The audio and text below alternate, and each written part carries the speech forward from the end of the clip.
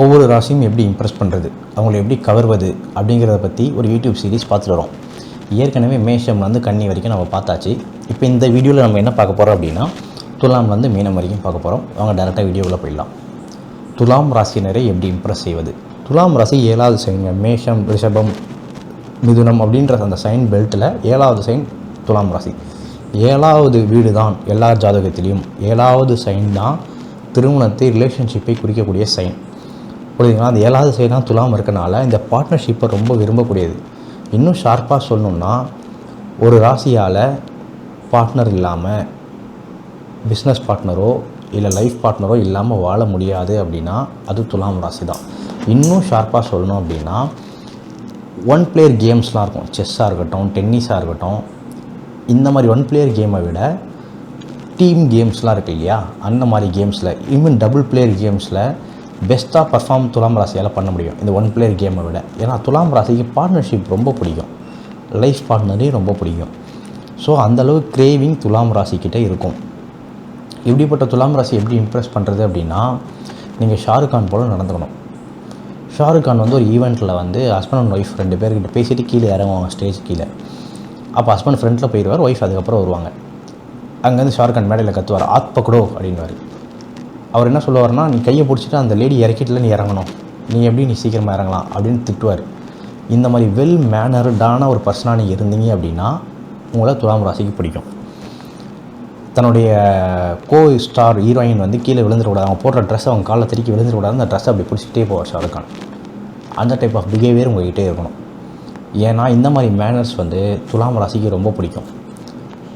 என்னுடைய ரிசர்ச் படி எந்த ராசி முதல்ல சாரி கேட்கும் அப்படின்னா அது துலாம் ராசி தான் ஃபஸ்ட்டு சாரி கேட்கும், எந்த ஒரு பிரச்சனையாக இருந்தாலும் ஒரு ரிலேஷன்ஷிப்பில். ஏன் அப்படின்னா துலாம் ராசிக்கு ரைட்டு ராங்கெலாம் பிரச்சனையே கிடையாதுங்க. துலாம் ராசிக்கு பீஸ் வேணும். யார் சரி, யார் ரைட்டு, யார் பெருசு, யார் சிறுசு, அதை பற்றிலாம் ஒரு கவலையும் கிடையாது. ஆனால் துலாம் ராசி ஒரு பீஸ்ஃபுல்லான என்விரான்மெண்ட்டில் ஒரு பீஸ்ஃபுல்லான லைஃப் வாழணும்னு ஆசைப்படக்கூடிய ராசி. சண்டைகளை விட நீங்கள் துலாம் ராசி அப்படின்னா என்னை பொறுத்த வரைக்கும் நீங்கள் கீவேர்டாக ஞாபகம் வச்சுன்னா சுவிட்சர்லாண்டே ஞாபகம் வச்சுக்கோங்க. சுவிட்சர்லாண்ட் மாதிரி ஒரு வாழ்க்கை, சுவிட்சர்லாண்டில் வாழ்வதை போல் ஒரு பீஸ்ஃபுல்லான ஜாலியான ஒரு லைஃபு.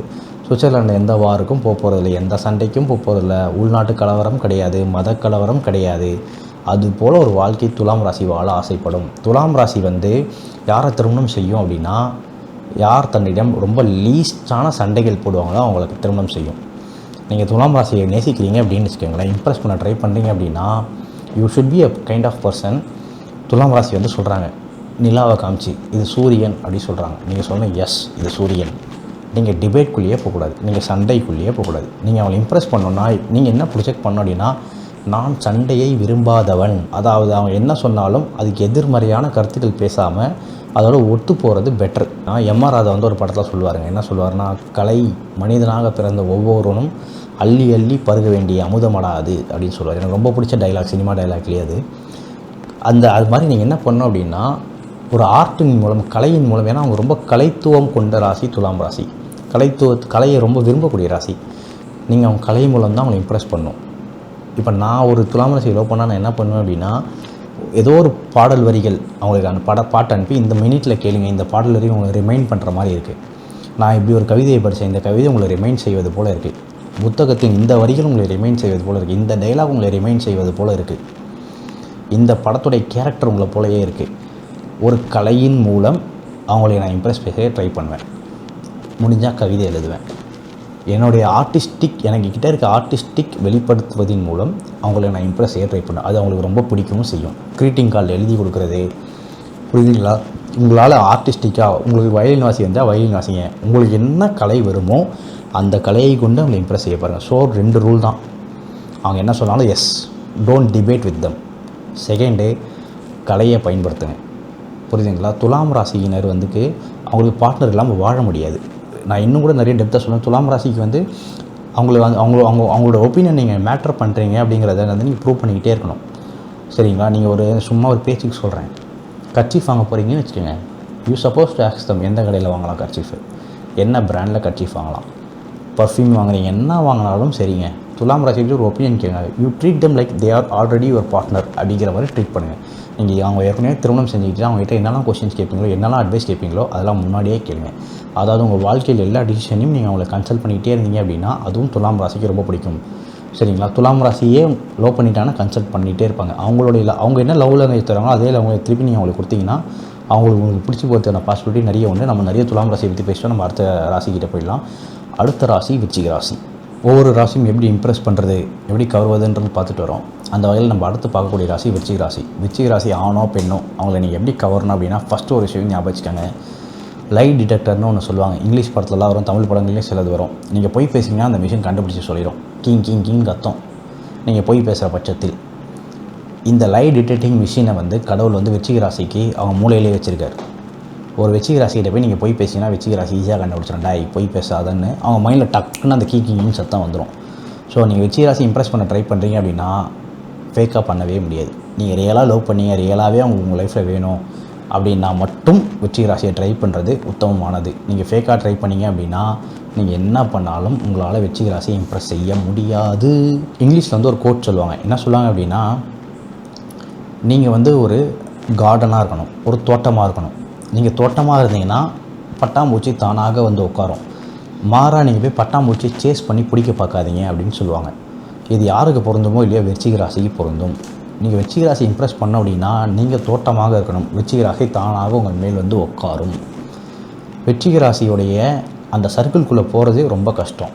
புரியுதுங்களா? விருச்சிக ராசி உங்களை பார்த்துக்கிட்டே இருக்கும். நீங்கள் அவங்களுடைய ரைட் பார்ட்னர் அப்படின்னா விருச்சிக ராசி கதவுகளை ஓப்பன் செய்யும் அவங்க வீட்டுக்கு வரத்துக்கு. நீங்கள் போய் கதவு உடச்சி திறக்கிறதெல்லாம் பாசிபிளே கிடையாது. வென்எவர் ஐ சி ஒரு விருச்சிக ராசி கப்புள் லவ் மேரேஜ் பண்ணியிருக்காங்க அப்படின்னா அது ஆணாக இருந்தாலும் சரி பெண்ணாக சொல்லி என்னையை பொறுத்த வரைக்கும் அந்த ரிலேஷன்ஷிப்போட இனிஷியேட்டர், அந்த ரிலேஷன்ஷிப்பை தக்க வச்சவங்க, அந்த ரிலேஷன்ஷிப் ஒர்க் பண்ணவங்க எல்லாமே விருச்சிக ராசிக்காரங்க தான். அது ஆணாக இருந்தாலும் சரி பெண்ணாக இருந்தாலும் சரி. நீங்களே இப்போ ஒரு கப்பல் பார்க்குறீங்க, லவ் மேரேஜ் பண்ண கப்பல், அதில் யார் விருச்சிக ராசின்னு பாருங்கள். விருச்சிக ராசி யாராக இருக்காங்களோ அவங்க தான் அந்த ரிலேஷன்ஷிப்போடைய தூண். ஏன்னா விருச்சிக ராசியோட அலவன்ஸ் இல்லாமல் அவங்க வாழ்க்கையில் ரிலேஷன்ஷிப்ஸ் பெருசாக எதுவுமே நடக்க பாசிபிலிட்டி இல்லை. ஸோ நீங்கள் அவங்களை இம்ப்ரெஸ் பண்ணிட்டீங்கன்னா நீங்கள் தோட்டத்தை அமைங்க, பட்டர்ஃப்ளை தானாக உட்காரும். தோட்டத்தை எப்படி அமைக்கிறது அப்படின்னு பார்த்தீங்கன்னா ஃபஸ்ட் கண்டிஷன், ஃபார்மோஸ்ட் கண்டிஷன், நீங்கள் விருச்சிக ராசியை நேசிக்கிறீங்க, அவங்க முன்னாடியோ அவங்கள கவனிச்சிட்டே இருப்பாங்க. நீங்கள் அவங்களுக்கு மட்டும்தான் அட்டென்ஷன் கொடுக்கணும்.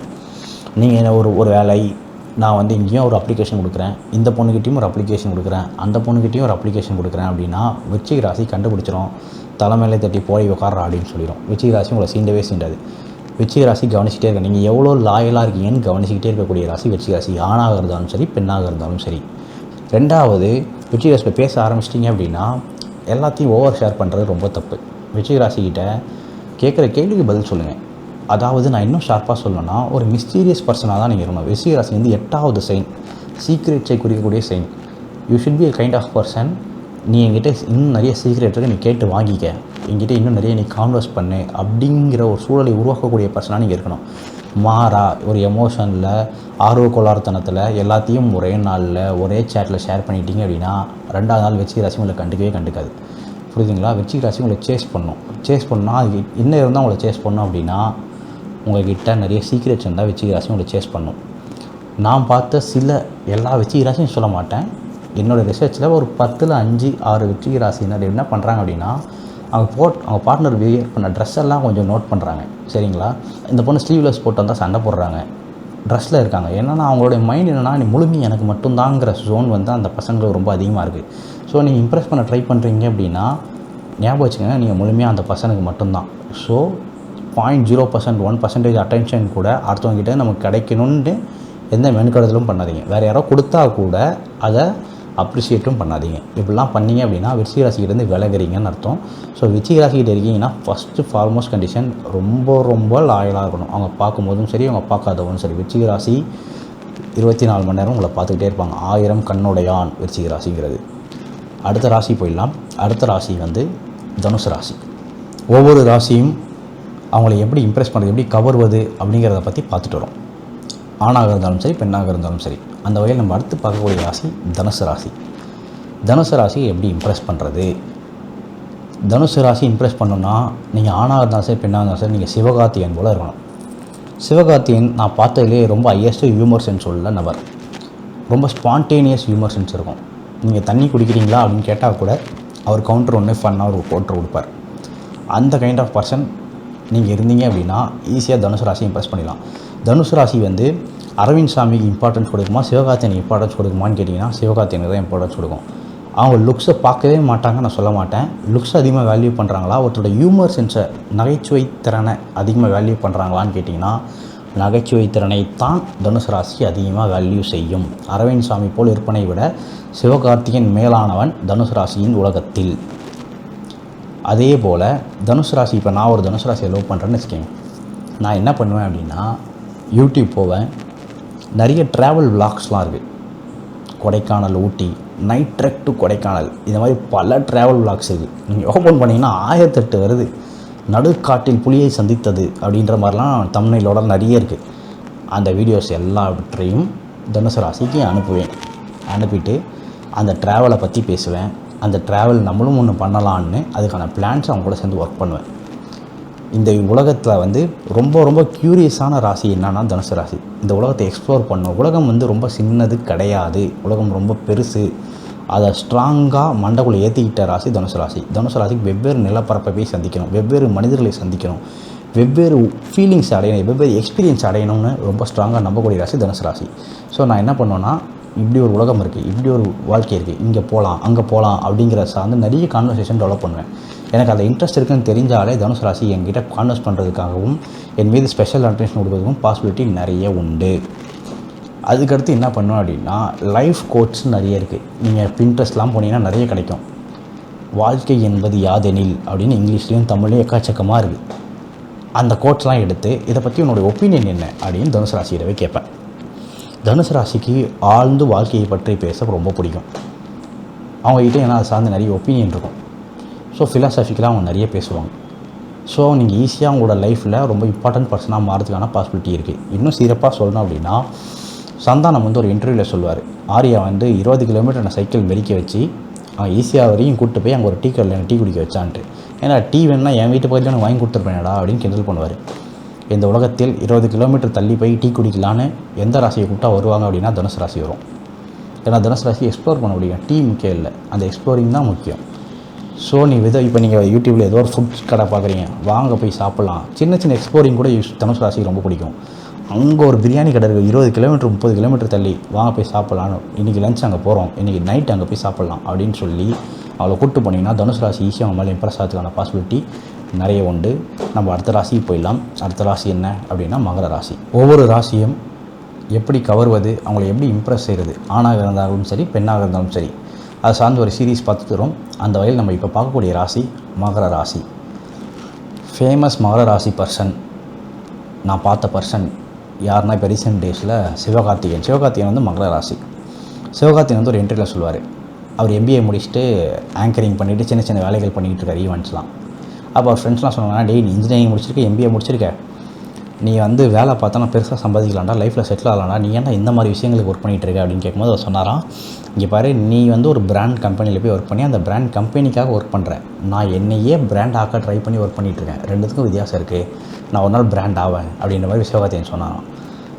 இந்த ஃப்யூச்சரிஸ்டிக் திங்கிங் உள்ள மகர ராசி எல்லாருக்குமே இந்த ஃப்யூச்சரிஸ்டிக் திங்கிங் இருக்கும். இன்றைக்கி நான் வாங்கும் சேலரி கம்மி, ஆனால் இன்றைக்கி நான் கற்றுக்கிற ஸ்கில்ஸ் வந்து ஒரு நாள் என்னை பெரிய பணக்காரன் ஆக்கும் அப்படின்னு நம்பக்கூடிய ராசி மகர ராசி.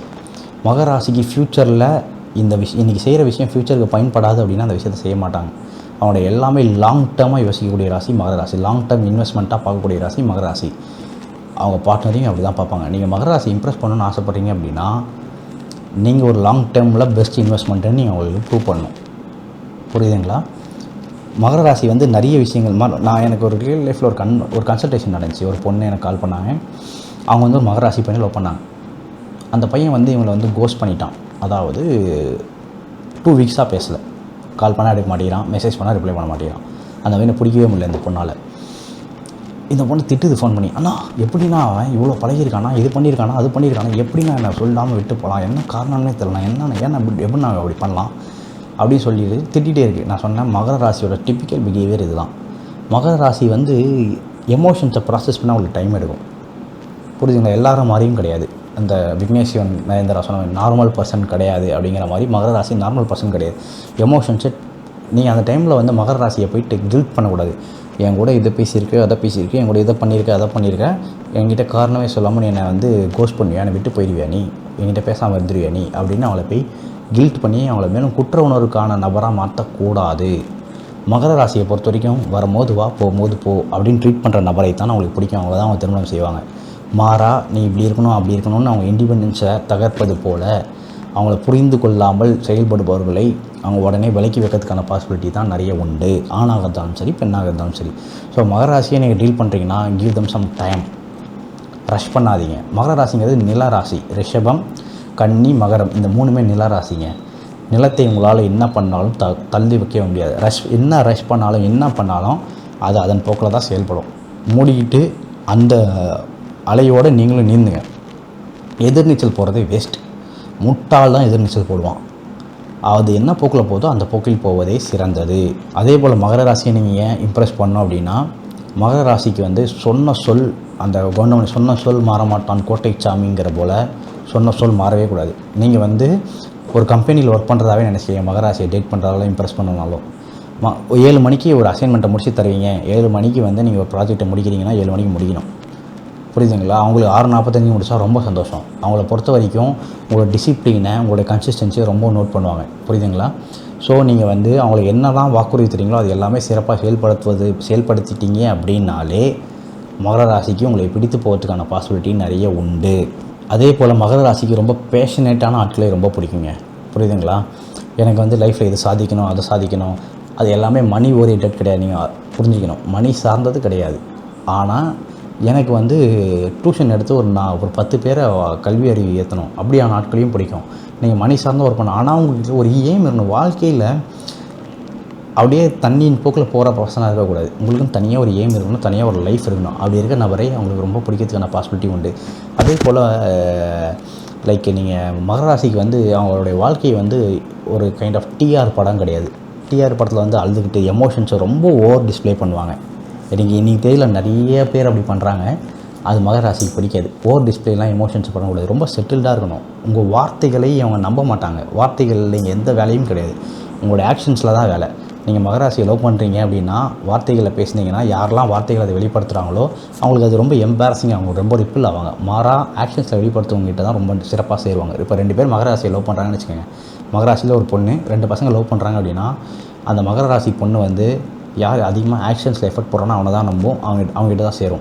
மாறா உனக்காக இந்த வில்லை வளைப்பேன், ஆகாயத்தை வளைப்பேன், நிலா கிட்ட கூப்பிட்டு போவேன் அப்படின்னு சொல்பவனை அந்த பொண்ணு ஏற்றுக்காது. அந்த பொண்ணோட லைஃப்பில் நீ நெருங்கவே முடியாது. ஸோ மகர ராசிக்கு ஆக்ஷன்ஸ் ரொம்ப முக்கியம், வார்த்தைகள் ரொம்ப முக்கியம் இல்லை.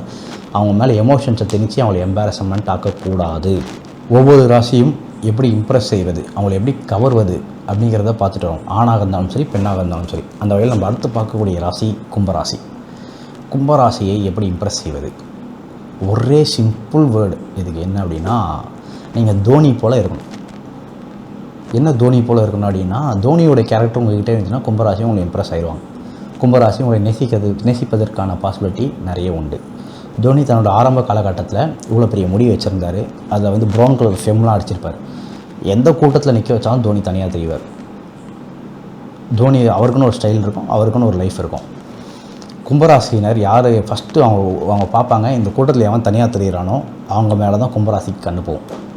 தனியான ஸ்டைல் எவங்கிட்ட இருக்கோ, இந்த கூட்டத்தோடு சேரணும், கூட்டத்தில் ஒருவனை கும்பராசி ஏற்றுக்காது. கூட்டத்திலிருந்து தனியாக தெரிபவனே கும்பராசிக்கு மிகவும் பிடித்தமானவன். ஸோ நீங்கள் கும்பராசி இம்ப்ரெஸ் பண்ணுறீங்க அப்படின்னா, நீங்கள் ஒரு ஆஃபீஸ் செட்டப்பில் இருந்தாலும் சரி, காலேஜ் செட்டப்பில் இருந்தாலும் சரி, ஸ்கூல் செட்டப்பில் இருந்தாலும் சரி, you suppose to look different. உங்களுக்குன்னு தனியாக ஒரு மேட்சோவோ இல்லையோ, but you should be looking different from everyone. இதுதான் first rule. Second rule, you suppose to handle pressure very well. உங்கள் லைஃப்பில் வரக்கூடிய ப்ரெஷர்ஸை நீங்கள் கரெக்டாக ஹேண்டில் பண்ணணும். தோனி எப்படி ப்ரெஷர் ஹேண்டில் பண்ணுவார், பெருசாக எமோஷன்ஸே காமிச்சிக்க மாட்டார், ரொம்ப மெச்சூர்டாக ஹேண்டில் பண்ணுவார். அதெல்லாம் கும்பராசி ரொம்ப ஸ்ட்ராங்காக பார்க்கும். ரெண்டாவது, இது வந்து மூணாவதாக வச்சுக்கோங்க. ரெண்டாவது ரொம்ப முக்கியமான விஷயம் என்ன அப்படின்னா, அவங்க கூட நீங்கள் பேசணும். அந்த பேச்சு வந்து 2 பேரோட அறிவையும் வளர்க்கணும்.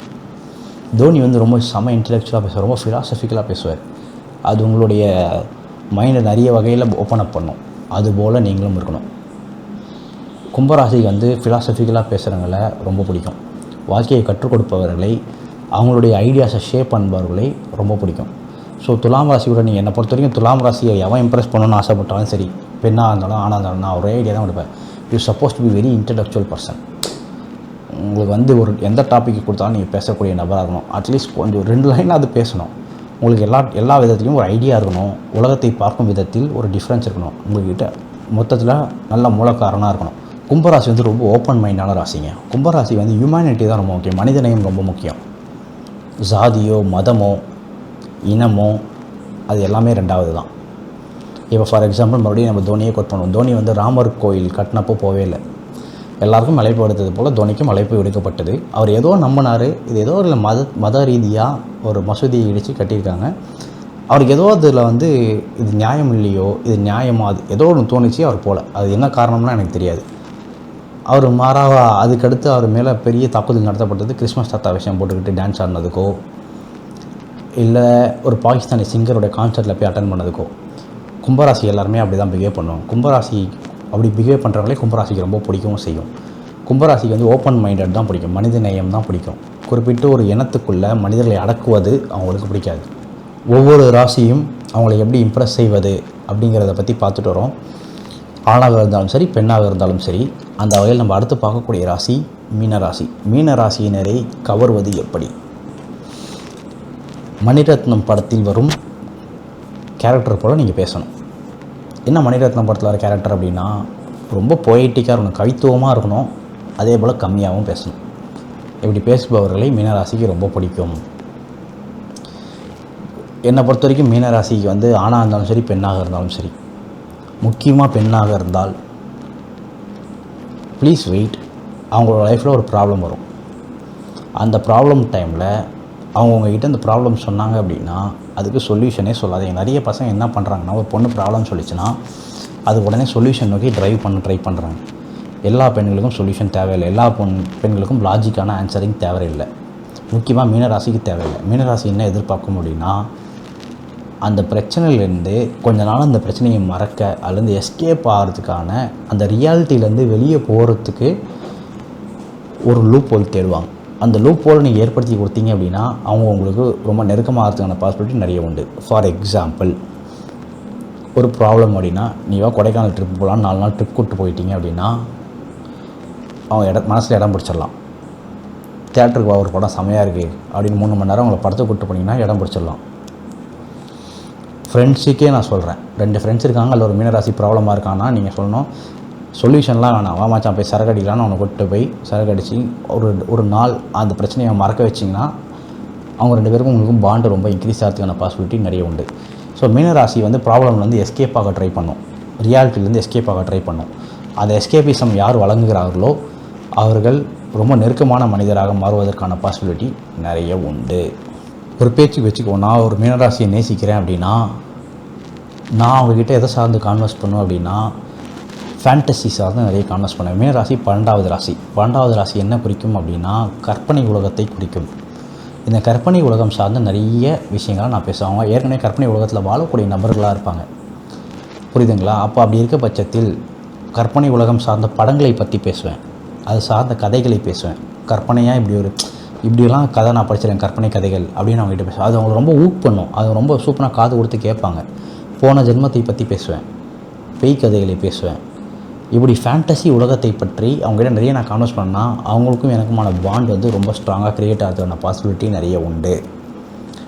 அட் த சேம் டைம் நீங்கள் இன்னொரு விஷயத்தை புரிஞ்சுக்கணும், ரொம்ப ஓவர் ஷேர் உங்கள் லைஃப் பற்றி பண்ணக்கூடாது. மீனராசி வந்து டம்ப் பண்ணக்கூடாது, டஸ்ட்பினில் எல்லா குப்பையும் போடுவது போல் கொஞ்சம் கொஞ்சமாக தான் போடணும். அட் த சேம் டைம் நீங்கள் ஒரு சிம்பத்தியும் உங்களுக்காக க்ரியேட் பண்ணிக்கணும். சிம்பத்தின்னா இப்போ நிறைய பசங்க என்ன பண்ணிடுறானுங்க அப்படின்னா தன்னை பாவமாக காமிச்சிக்கிட்டு மீனராசியை லவ் பண்ணிடுவாங்கன்னு நம்புகிறாங்க. அப்படி கிடையாது.